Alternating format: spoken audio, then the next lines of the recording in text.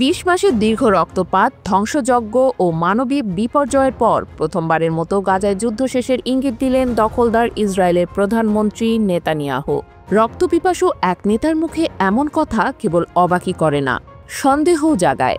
এটি কি শুধুই শান্তির সংকেত, নাকি নতুন কূটনৈতিক মঞ্চ সাজানোর এক পরিকল্পিত চাল?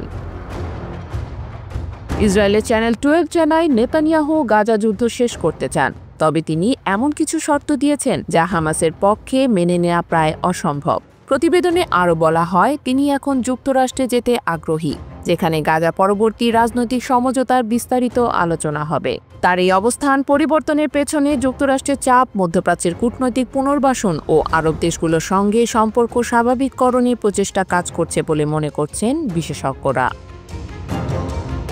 গাজায় ইসরায়েলি আগ্রাসনে গত ২০ মাসে প্রাণ হারিয়েছে প্রায় ৫৬,০০০ মানুষ, যাদের অধিকাংশই নারী ও শিশু। ধ্বংস হয়েছে আবাসন, হাসপাতাল, বিদ্যুৎ কেন্দ্র সহ মূল অবকাঠামো। এই বর্বরতার মাঝেও নেতানিয়াহু বারবার বলেছেন, সামরিক বিজয় হাতের মুঠোয় এবং যুদ্ধ অব্যাহত রাখাই প্রয়োজনীয়। তবে এখন পরিস্থিতি বদলাচ্ছে। ইসরায়েলি সেনাবাহিনী জানাচ্ছে, তাদের গিডিয়নের রথ নামে সামরিক অভিযানের লক্ষ্যমাত্রা পূরণ হয়েছে। রাজনৈতিক সিদ্ধান্ত নিতে হবে এখন। এরই মধ্যে ইসরায়েলের কৌশলমন্ত্রী রন ডারমার যুক্তরাষ্ট্র সফরে যাচ্ছেন নেতানিয়াহুর আসন্ন সফরের প্রস্তুতি নিতে। ফিলিস্তিনি স্বাধীনতাকামী গোষ্ঠী এরই মধ্যে যুক্তরাষ্ট্রের দূত স্টেভেন উইটকফের যুদ্ধবিরতির প্রস্তাব গ্রহণ করেছে।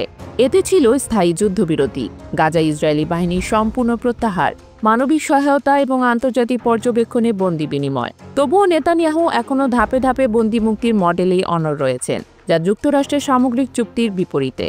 এদিকে মার্কিন প্রেসিডেন্ট ডোনাল্ড ট্রাম্প দাবি করেছেন, এই সপ্তাহেই গাজা যুদ্ধবিরতির চুক্তি হতে পারে। কিন্তু গাজা ভূখণ্ডে মাটি আর রক্তে লেখা বাস্তবতা বলছে, এখনও কোনো চূড়ান্ত অগ্রগতি নেই।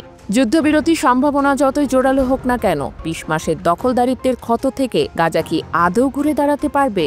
আর এই যুদ্ধ শেষের ইঙ্গিতকে কেবলই রাজনৈতিক চমক, নাকি সত্যিই আগ্রাসনের অবসান? এই প্রশ্নই এখন সবার সামনে।